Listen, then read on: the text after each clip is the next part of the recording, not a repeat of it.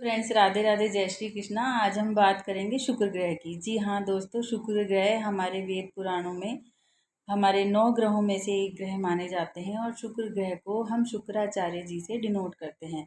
जी हाँ, शुक्राचार्य जो कि ऋषि भृगु और ब्रह्मा जी के वंशज थे। ऋषि भृगु उनके पिता थे और माता ख्याति उनकी माता थी।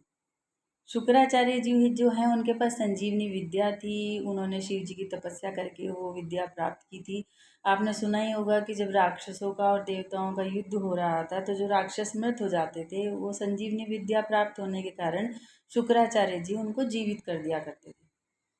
यही कारण है कि शुक्र ग्रह आपके चार्ट में, आपकी कुंडली में जहाँ पर भी उपस्थित होते हैं वहाँ के लिए आपके पास एक एक्स्ट्रा, एक अलग योग्यता होती है।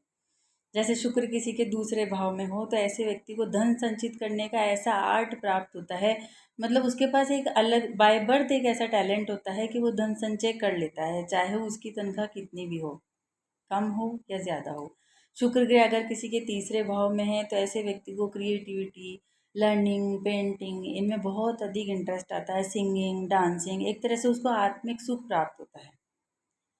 शुक्र ग्रह जिसका चौथे भाव में होता है ऐसे व्यक्ति से आराम से घर नहीं छूटता, क्योंकि शुक्र ग्रह उसको घर पर रहने के लिए ही प्रेरित करता है।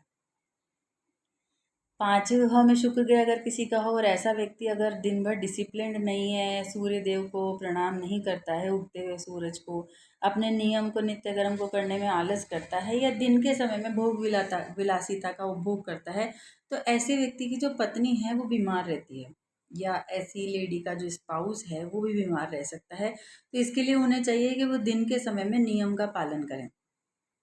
शुक्र ग्रह को आप देखेंगे तो ये आंखों के शेप का भी कारक माना जाता है। आपने देखा होगा कि जिन लोगों के शुक्र में पावर होती है, यानी कि जिनका शुक्र अच्छा होता है, उसमें क्षमता होती है, उनकी आंखों का आकार बहुत अच्छा होता है। शुक्र ग्रह जिनके अच्छे भावों में हो, यानी कि अर्थ त्रिकोण में हो, 2, 6, 10 में उपस्थित होता है, तो ऐसे व्यक्तियों के पास संचित धन उपलब्ध होता है। शुक्र ग्रह को हालांकि 8वें घर में अच्छा नहीं माना गया, क्योंकि शुक्र ग्रह शनि की राशियों में और 8वें घर में अच्छा परिणाम इसलिए नहीं देते कि वहाँ पर वो केतु का घर है, वो वहाँ पर बंधा महसूस करते हैं। आपने सुना ही होगा कि शुक्र यानी कि लक्ष्मी जी जो हैं वो चंचल हैं।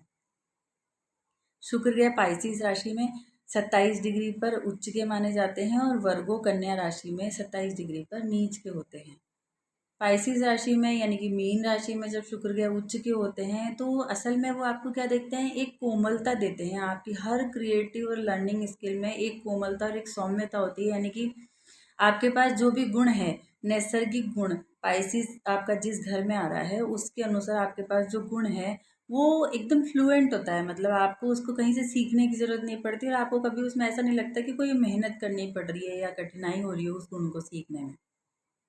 तो शुक्र ग्रह को अच्छा करने के लिए लक्ष्मी जी की उपासना करनी चाहिए। अगर किसी का शुक्र ग्रह या धन से संबंधित समस्या हो रही है, शुक्र 5वें ग्रह में, 8वें घर में उपस्थित है और लक्ष्मी आने में दिक्कत है, तो ऐसे लोगों को लक्ष्मी जी को गन्ने का रस चढ़ाकर उनकी उपासना करनी चाहिए और कोई भी एक मंत्र जो उनको सूटेबल लगे बोलने में, उस मंत्र को लेकर उस मंत्र की साधना करनी चाहिए।